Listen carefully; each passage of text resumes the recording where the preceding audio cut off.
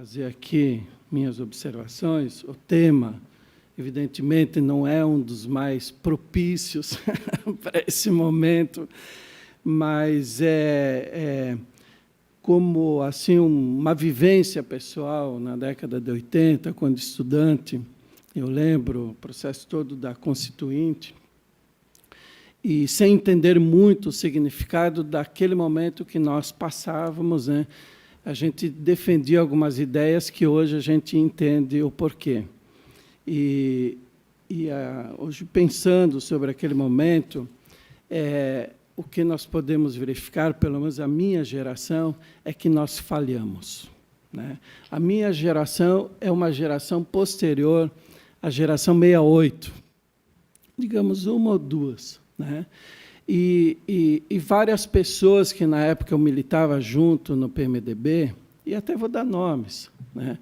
O Aécio Neves, Beto Rich, o Braga e o Perillo. O Perillo era um sujeito que eu conheci pessoalmente e não tinha dinheiro para pagar hotel quando a gente fazia os encontros, né?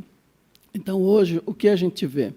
Que essa nossa geração assumiu o poder e deu no que deu, né? E, a partir daí, a gente pode, mais ou menos, trabalhar os 30 anos da nossa Constituição. Ou seja, as lideranças que aquele período formou, de certa forma, não corresponderam com as nossas expectativas, né? Então, essa é uma observação muito pessoal que eu gostaria de colocar aqui para vocês.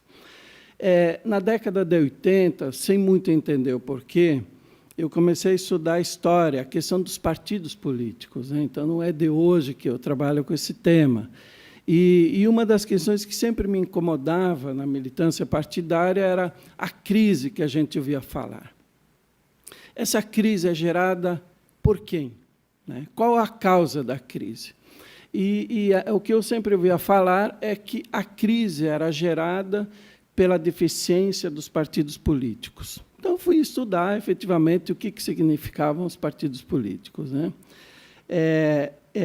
E construí minha tese de doutoramento com outro viés, ou seja, a crise não era necessariamente dos partidos, né? A crise que nós vivemos, até hoje, pelo menos, eu chego à conclusão que é uma crise gerada fundamentalmente pelo modelo de representação política liberal, que se esgotou. Ou seja, sistema proporcional, enfim, um sistema de lista aberta que não funciona. Agora, ontem, preparando essa minha conversa com vocês e recuperando, enfim, o meu livrinho, eu comecei a montar uma outra tese, que, infelizmente, a crise que nós vivemos hoje, ela é exclusivamente proporcionada por um instrumento de controle do Estado, que chama-se Poder Judiciário e Justiça Eleitoral. E vou colocar o porquê, né, dentro desse aspecto. Até interessante isso, porque hoje me chegou um dado de Brasília muito interessante. Dos recursos hoje que estão movendo a campanha, até ontem, esse é o dado quente, de todos os recursos computados pelo TSE, 78% dos recursos são recursos oriundos do fundo partidário, 12% de autofinanciamento e 10% de pessoas físicas. E qual é o problema desse? O problema, enfim, fazendo uma leitura, que a tendência natural, a partir de agora, nas próximas eleições, é desse fundo, esse fundo aumentar. Ou seja, as eleições, praticamente todas, a partir de agora, elas serão bancadas com o erário público, né? Evidentemente que isso, de certa forma, gera um problema para o sistema como um todo. E aí que eu vou começar a colocar, enfim, minhas preocupações. Como observador, espero que eu esteja profundamente equivocado naquilo que eu vou falar. Espero eu, né? Mas não é o que eu observo. Aqui, nessa questão dos princípios fundamentais da República, eu gostaria de destacar uma palavrinha: somente uma palavrinha, que é um princípio republicano. Não é nenhum princípio de Estado, de governo, é um princípio republicano, que é a questão da república, né? Isso eu sempre procuro colocar para os meus alunos de direito eleitoral. Ou seja, o que diferencia uma república da monarquia? Que é a nossa forma de Estado. Né? Se nós pegarmos a Constituição de 1891, nós vamos ver que existem 3 características ou princípios básicos que vai diferenciar a monarquia da própria república. Então, quando a gente fala assim, bom, isso não é republicano. Por que não é republicano? Primeiro, porque você não tem um revezamento em termos de poder. Né? Segundo, por que não é republicano? Porque você tem a vitaliciedade. E terceiro, porque você não se submete às leis dos mortais. Ou seja, se nós pegarmos uma monarquia clássica, você tem a hereditariedade, a vitaliciedade e a responsabilidade pelos seus atos políticos. Né? A república ela já vai prever a eletividade, a temporariedade e, ao mesmo tempo, a questão do impeachment, do impedimento, que ele pode ser utilizado por questões eminentemente políticas. Aqui é interessante destacar, porque se democratizou fundamentalmente o executivo e o judiciário. Nós temos eleições. Agora, não se democratizou o judiciário. Se nós formos observar hoje, o judiciário ele se esconde por detrás de 3 garantias praticamente monárquicas. De certa forma, você tem a vitaliciedade, a inamovibilidade, e você tem, digamos assim, a hereditariedade também, eu diria, em parte, sim. Se nós não estudamos o judiciário, por exemplo, para verificar as sucessões dentro do judiciário, como é que se sucedem os juízes, como é que se monta o esquema de processamento nas sucessões, que é interna corporis. Mas a OAB participa, etc. Mas é só a gente fazer um estudo comparativo aí nos estados para a gente ver que existe uma certa hereditariedade e uma oxigenação em um determinado percentual. Né? Isso é o que se coloca hoje, inclusive, em relação a uma crítica que se faz nesse poder hoje que ninguém consegue tocar, que é o poder judiciário. Não estou defendendo aqui eleições livres para o judiciário, estou defendendo critérios que sejam critérios mais democráticos. Né? Bom, aí nós vamos para a questão da república, como é que os partidos políticos eles se inserem dentro de uma república. A gente vê que nós temos um problema no nosso sistema, que é presidencialista, que ele é diferente do parlamentarismo. Né? O sistema partidário, ele obrigatoriamente ele deve ser forte nos sistemas parlamentaristas, que nascem dentro de uma retirada gradual do poder político da monarquia. Ou seja, na medida em que o monarca foi perdendo o poder, esse poder foi se deslocando para o legislativo. E, evidentemente, nessa questão, se é primeiro-ministro ou não. No nosso caso do presidencialismo, nós já temos um certo déficit aqui, ou seja, o presidencialismo, pelas suas próprias características históricas, ele é monocrático. Ele não convive com a pluralidade. Né? Qualquer presidente quer mais poderes. Então, se nós formos, por exemplo, discutir uma reforma eleitoral, uma reforma política, acredito eu que o primeiro ponto a ser tocado é que tipo de governo nós queremos, presidencialismo ou parlamentarismo. Não tem como, é impossível. E, na sequência, discutirmos o sistema eleitoral e o próprio sistema partidário, porque, de certa forma, o sistema eleitoral ele vai refletir mais ou menos na questão do fortalecimento e da democratização interna dos partidos políticos. Agora, não há mais como se pensar hoje uma república democrática sem essa mediação fundamental dos partidos políticos que aglutinam vontades individuais na construção de uma vontade partidária. É essa vontade partidária que vai dar as diretrizes para as políticas públicas. Ou seja, se eu sou um indivíduo liberal, evidentemente que eu vou me filiar a concepções partidárias liberais. Se eu sou um socialista, eu vou me filiar a concepções socialistas, e assim que a coisa funciona. Ou seja, o partido ele dá essa organicidade de vontades individuais. Importante aqui, eu sempre faço questão de trabalhar dois conceitos, que é o partido político e a facção política. Apesar do partido ter nascido dentro da facção, com o tempo, o partido se tornou uma estrutura imprescindível para as democracias, e a facção se tornou algo ruim, né? Então, se nós formos aplicar hoje, no nosso contexto brasileiro, o conceito de facção política, que é aquele agrupamento de pessoas que buscam conquistar o poder pelo poder, a curto prazo, sem qualquer tipo de regras claras, e o partido político que trabalha com a ideia da conquista do poder a partir de um programa político a médio e longo prazo, hoje, no Brasil, nós temos o quê? Mais facções políticas e, às vezes, quadrilhas do que, efetivamente, partidos políticos, né? E isso fica evidente com dado, está aqui, é só vocês abrirem a internet. Do fundo eleitoral, praticamente 50% do fundo eleitoral foi utilizado para reeleições, ou seja, para reeleger aqueles que já estão. Com o tempo, nós vamos ter aquilo que o Michel chama de oligarquias partidárias. Ou seja, se eu estou dentro do partido político, eu tenho dinheiro público, que eu chamaria de bolsa política, ou seja, se institucionalizou Bolsa Família, nós estamos institucionalizando aqui a bolsa eleitoral. Ou seja, eu vou ter uma bolsa para fazer a minha campanha, só que quem paga somos nós, né?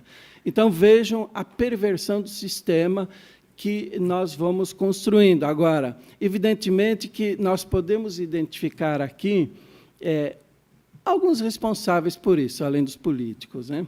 Eu chamaria aqui a atenção do artigo 17. O artigo 17 da nossa Constituição, por incrível que pareça, foi o artigo que mais sofreu alterações em todo o processo constituinte. Ele a todo instante, nas comissões, subcomissões temáticas, ele era mudado. E esse texto aparece da noite para o dia, que foi uma proposta do Centrão. Nem a esquerda nem a direita sabia o que fazer com os partidos. Põe qualquer coisa, né? Porque não se tinha claro, por exemplo, a personalidade jurídica dos partidos políticos. E a Constituição ela define, é uma pessoa jurídica de direito privado, não é público, não é misto. O que nós estamos identificando agora? Que, gradativamente, com o fundo eleitoral, o partido político, na prática, passa a ser o que? Uma pessoa jurídica de direito público. Na medida que ele é público, a Justiça Eleitoral vai lá e vai determinar, vocês têm que doar 30% do fundo partidário para mulheres. Vocês vão ter que doar isso porque nós estamos impondo. E nós estamos aceitando isso. Ou seja, está se transformando o espaço que é da sociedade, que é o espaço privado, o espaço político, no espaço estatal. Nós voltamos àquele modelo que Vargas tanto queria, né, que era o controle do Estado sobre os partidos políticos. Então, veja, o texto, o artigo 17, ele foi profundamente inovador. Não existe no mundo uma Constituição que trabalha tão bem, define tão bem o papel dos partidos políticos em uma democracia contemporânea. Esse é um privilégio que nós temos na Constituição de 1988. Mas onde é que está o problema? O problema está justamente, eu diria assim, na falta da cultura política. Ou seja, nós não tivemos uma cultura política. Nos deram um presente e a gente não sabe o que fazer com esse presente, né? Nós não sabemos, por exemplo, até onde vai a questão da autonomia interna dos partidos políticos. Se essa é uma questão interna corporis, agora chegou a minha orientanda de Brasília, que trabalha no TSE, ela falou, professor, o senhor não imagina quantas reclamações nós tivemos no TSE nos últimos dias de candidatos acionando a Justiça Eleitoral porque não receberam o dinheiro do fundo partidário, do fundo eleitoral. E aí, o que nós vamos fazer? Essa é uma questão interna corporis. Ou seja, se o partido internamente não é democrático, evidentemente que ele vai beneficiar aqueles que ele tiver interesse. Até 3 dias atrás, o Diário Catarinense apresentou a lista dos prováveis eleitos. Não sei se vocês acompanharam. De onde é que eles tiraram aquela matéria? Daqueles que estão ganhando mais dinheiro do partido, né? Aqueles que a probabilidade... Aí nós temos uma lista, na prática, uma lista fechada, só que é uma lista aberta, né? E os coitadinhos que lá estão embaixo brigando pelos votos, 100, 200 votos, vão ajudar aqueles que estão ali em cima. Ou seja, é um sistema perverso, é um sistema que engana o eleitor. Agora, tudo isso com a conivência e o controle da própria Justiça Eleitoral. Aqui é importante, agora, eu resgatar algumas questões históricas, só algumas para vocês, eu vou resgatar rapidamente aqui. Qual seria o limite de atuação da Justiça Eleitoral com a dinâmica interna, né? Aqui até foi muito bom o PTF falar em direito privado, entendeu? Ou seja, o partido político ele é regulado pelo Código Civil, ou seja, é uma pessoa jurídica de direito privado que tem uma função pública, né? Agora, ele não se sujeita ao controle ideológico do Estado, né? A dinâmica interna do partido. Aqui eu levantaria um dado que ele é profundamente relevante. Eu reli isso essa semana, esse decreto, umas 3 vezes, né? Que foi esse decreto que instituiu a Justiça Eleitoral, de 32, que, aliás, foi o produto da revolta lá dos paulistas, né? Que exigiram de Vargas, queremos eleições, etc. A Justiça Eleitoral, a origem da Justiça Eleitoral foi única e exclusivamente para tentar elaborar uma lista de eleitores confiáveis. Procurem no decreto se tem algo a mais. Não tem.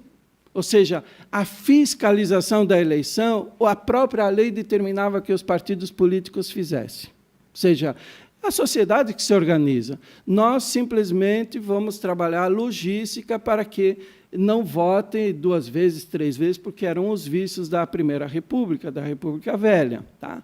Então, é isso que está lá, por exemplo, no artigo 1º desse decreto, a organização do alistamento e o processo eleitoral. Era para ir, a Justiça Eleitoral foi criada para isso. Bom, aí começa em 1945, interessava a Vargas o quê? Não ter opositores, né? E aí, evidentemente, baixa-se um decreto que tem o objetivo de controlar o partido político na sua influência democrática, né? Isso em 45. Aí nós vamos para o novo Código Eleitoral, 65. O regime militar ele se instaura, não vou chamar aqui, como é que o Toffoli disse que não é, movimento militar, foi o regime militar, entendeu, que se instaura em 64, o Código Eleitoral já estava sendo discutido, né, e os militares aproveitam a deixa e enfiam goela abaixo em 65 esse novo Código Eleitoral. Ao mesmo tempo, vocês dizem que no mesmo dia 15 de julho, a lei orgânica dos partidos políticos. E as pessoas dizem, por que lei orgânica? Porque essa lei organizava tudo o que o partido podia ou não podia fazer. Inclusive, uma convenção partidária só poderia ser validada se tivesse o fiscal observador da Justiça Eleitoral que validava. Hoje, pela lei dos partidos, isso não ocorre mais. Então, vocês veem que o movimento todo, a partir da legislação, vem no sentido de tentar controlar a democracia, a participação popular. Nenhum regime fechado gosta da participação popular. Então, na prática, os 2 instrumentos de 65 não estavam comprometidos com o fortalecimento dos partidos, e, em si, com o controle da quantidade e da qualidade, porque existia o controle ideológico também dos partidos, né? Ou seja, a ideia era estabelecer mecanismos rígidos para evitar que a sociedade se organizasse. Tudo de forma institucional, né? Ou seja, aí vem o ato institucional número 2, que foi, enfim, já o reflexo da preocupação dos militares, enfim, que extingue os partidos, o ato número 2. E o ato institucional número 4 impõe o bipartidarismo. E aí que começa, digamos, aí, a guerra entre a Arena e o MDB. Né? Na medida que o MDB crescia nas eleições, os militares baixavam mais decreto. Né? E aí tem vários. A Lei de Segurança Nacional, de certa forma, o grande motivo da Lei de Segurança Nacional em 69 foi o combate ao inimigo interno. Ou seja, o que você colocava? Né? Quem que eram esses inimigos internos? Aqueles que não pensavam conforme o regime. Ou seja, pensou diferente, caça, mata, faça o que quiser. Entendeu? E esse era o conceito de inimigo interno. Então, qualquer traficante era inimigo, mas qualquer político também podia ser inimigo. Divergiu do sistema, do regime, era imediatamente degolado. Né? Pulei aqui um. Aí nós vamos para 71. Eu estou falando rápido, mas, enfim, são questões mais ou menos para a gente memorar, recuperar a memória e eu chegar no objetivo que eu quero. Em 71, nós tivemos a Lei Orgânica dos Partidos Políticos, que incorpora, enfim, todas aquelas mudanças da Constituição de 69, e, principalmente, da Lei de Segurança Nacional. Ou seja, aqui que a Justiça Eleitoral estende o seu braço e fala assim, agora vocês vão viver sob a minha tutela. Né? A partir da década de 70, quando o regime ele efetivamente endurece. E aí vocês vão começar a lembrar os mais antigos. Né? Em 76, eu era jovem nessa época, mas os reflexos da lei, depois elas aparecem. A famosa Lei Falcão, que recebe o nome do ministro da Justiça, Armando Falcão, em 76, que restringiu a propaganda eleitoral. Por quê? Porque, nesse período, nós tivemos o retorno dos anistiados. Brizola, essa turma toda. Então, não interessava para o regime militar fornecer horário gratuito na televisão para o cara ir lá e descer o cacete no regime. Então, o que podia ser feito? Aparecer a fotografia, o nome e a sua profissão. Então, aparecia lá, MDB, ex-metalúrgico, ex-exilado, não tinha o que colocar. Agora, por outro lado da arena, apareciam lá quem? Ex-ministro. Evidentemente que você induzia o eleitor a escolher pela simpatia estética da fotografia, né, e pelo suposto currículo. Vocês veem que a gente não precisa ir tão longe com o que está ocorrendo hoje com o nosso horário gratuito. Né? É a mesma coisa. E nós estamos vivendo uma democracia. Na época, pelo menos, você tinha lá o regime que tutelava. Hoje a gente fica pensando, mas quem tutela tanto o espaço que tem que ser o espaço de discussão? A Justiça Eleitoral. Através de resoluções, eles estabelecem até a medida do panfletinho. Né? O domingo, que é o dia eleitoral, que na nossa época era uma festa de embate, boca de urna, hoje é um velório e é uma poluição visual, porque o candidato vai lá e joga 5, 10 mil panfletinhos que poluem rio, destrói árvores, ou seja, uma perspectiva profundamente antiecológica, né? Porque se retirou do povo esse direito, e vejam, sem regime militar, sem regime, porque essas imposições são recentes. Então, no final do dia, quando eu ouço assim na mídia, foram presos 200 pessoas por boca de urna, lá você coloca todo mundo, até aquele coitadinho que estava lá pedindo voto, vota no meu candidato, que isso é democrático. Aquele que efetivamente está comprando voto, ou seja, o crime é o mesmo. Né? Na verdade, isso é uma violação profunda ao nosso direito sagrado da liberdade de pensamento. E a gente aceita isso com tranquilidade. Né? Aí nós tivemos o pacote de abril, que quando a arena ela começa a perder o espaço, que cria lá o que a gente chama de sublegenda, né? Que foi a grande saída dos militares para contemporizar os grupos que estavam dentro do seu partido, mas que não conversavam. Então, ou seja, o que era a sublegenda? A arena podia lançar 3 sublegendas, os votos contavam como uma legenda, e se a arena ganhasse nos votos em relação ao MDB, a sublegenda mais votada ganhava a eleição. Foi a forma que se encontrou, pelo menos o regime encontrou, de tentar manter a hegemonia, já que o MDB ele crescia de forma substancial. E aqui também se criam senadores biônicos, foi uma crítica da Constituição de 88, que 1/3 dos senadores, na época, eram senadores biônicos, ou seja, que foram eleitos de forma indireta. Então, eu estou levantando isso para vocês, e depois de 79 nós tivemos o bipartidarismo. Eu estou levantando isso para vocês porque isso é sério, isso é grave. Né? Isso é gravíssimo, quando a gente vê a Justiça Eleitoral determinando se isso é antecipação de campanha, se isso não é antecipação de campanha, se isso pode, se isso não pode. Ou seja, logo, e aí vem a história da dita lei da ficha limpa, né? Que, mesmo sendo uma iniciativa popular, foi um baita tiro no pé.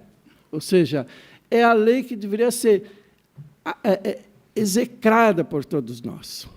E ela é utilizada, sem critérios nenhum. Então, enquadrou na ficha limpa. Quem que faz o processo seletivo do político? A Justiça. Ou seja, o eleitoral é que está fazendo previamente o processo seletivo. Não, o eleitor tem que ter a liberdade de fazer isso. E os partidos políticos têm o dever de colocar os seus compromissos e combater justamente essas perspectivas. Se você é de direita, o que você defende? Se você é de esquerda, o que você defende? Esse é o espaço democrático, enfim, que a Constituição de 88 pensou. Isso estava na cabeça, possivelmente, do Ulisses Guimarães, que nós não estamos hoje consagrando e validando, infelizmente. Né? Aqui aí eu coloco a questão que eu acho que é fundamental, tentei colocar para vocês uma síntese, ou seja, considerando que o partido político é uma associação política, tá? Que diz respeito única e exclusivamente à sociedade, isso é, uma pessoa jurídica de direito privado, a quem caberia estabelecer o seu funcionamento e organização? A si próprio, como uma questão interna corporis, ou a Justiça Eleitoral? Lamentavelmente, hoje, o que a gente se verifica, a Justiça Eleitoral caça mandato. Né? O partido não consegue caçar mandato, revogar o mandato de ninguém, mas a Justiça consegue. Percebe? Ou seja, aí nós temos um déficit dentro do que a gente chama de democracia representativa partidária. Né? Então, qual é o grande desafio que nos cabe? Ou seja, para a gente tentar recuperar, não que a nossa Constituição esteja morta, ela está viva, só que a nossa cultura está dissociada da nossa própria Constituição. Né? Essa é a questão. Nós temos que nos aproximar da nossa Constituição, porque nós não podemos transformar a Constituição numa letra morta, né, sem valor. Né? Aí a gente já teve várias reformas trabalhistas, etc., que todo mundo mexeu, aquilo parece a casa da tia Joana, né? E sem qualquer movimento, porque não, efetivamente a gente não se sente contemplado naquilo. Né? Parece que nós não aderimos àquilo, que nós não estamos convencidos naquilo. E, evidentemente, na política, se existe espaço vazio, alguém vai preencher. Alguém decide pela gente. Né? Então, o partido político é esse instrumento que pode proporcionar, ou poderia proporcionar, essa questão do resgate da representação. Então, acho que o grande desafio que nós temos hoje, eu fui buscar no dicionário, que eu usei uma palavra mesmo de peso, extirpar o ranço do autoritarismo herdado pelas nossas instituições. E o que eu posso dizer para vocês? A Justiça Eleitoral é a primeira que tem que ser, ou seja, nós temos que retirar esse ranço autoritário deles acharem que eles podem decidir por nós. Porque, na prática, hoje, a Justiça Eleitoral ela faz uma eleição paralela. A eleição do voto é meramente simbólica. Não é o problema da urna, se ela é confiável ou não confiável. Se vocês perguntarem para mim, eu não confio na urna e não voto no Bolsonaro. Todo mundo que estuda lógica sabe que ali naquele sistema tem uma lógica de combinações. E se eu, como operador, modificar a combinação, eu modifico o resultado. Não é a questão de invasão ou não invasão. Compreenderam? E isso tem que ser discutido. Agora, não, aceitem porque o resultado vai ser fiel àquilo que o eleitor se manifestar. Eu quero ter a segurança, né, que o meu voto é o meu voto. Agora, ele já não vai ser o meu voto, porque o sistema de lista aberta, se eu votar naquela lista, o meu voto vai para aquele que é o mais votado na lista. Então, vejam, aqui eu faço uma brincadeirinha, que a outra palestra eu acabei usando, só para concluir, já estou concluindo. Então, o partido político é a casa de quem? Né? Eu faço essa brincadeira. Da justiça eleitoral, dos políticos profissionais, das oligarquias, dos aventureiros, aqui aqueles defensores das candidaturas avulsas, né? Tem um segmento que defende, então vamos oxigenar e acabar com os partidos. Aí não vão ter os Dom Quixotes da vida. Né? É a casa de religiosos ou a casa da mãe Joana, que foi a emenda constitucional número 91, de 2016, que criaram aquele janelão constitucional. Eu tive que atualizar agora aquele texto de comentários da Constituição brasileira, e aí até eu conversava com o Lênin, falei, onde é que eu enfio essa emenda? Não tem onde enfiar, foi uma emenda constitucional que teve duração de 30 dias. Ou seja, nós temos hoje o quê? Entre o político e o eleitoral, uma briga de gato e rato. Não sei quem é o gato, não sei quem é o rato, mas gato e rato. Ou seja, na medida que o político avança e o judiciário controla, aí o político avança um pouquinho. Então, vou colocar na Constituição para não sobrar para mim. Né? E se vocês forem ver, as resoluções acabam sendo isso. Ou seja, a cada eleição, os políticos aprendem um pouquinho com o eleitoral e fazem uma reforma específica para evitar o avanço do eleitoral. Então, isso é lamentável. Né? Eu diria o seguinte, o que é o partido político? É a casa de quem? A casa da cidadania, né? Das diferenças, né? E das igualdades. Né? E termino por aqui. Muito obrigado.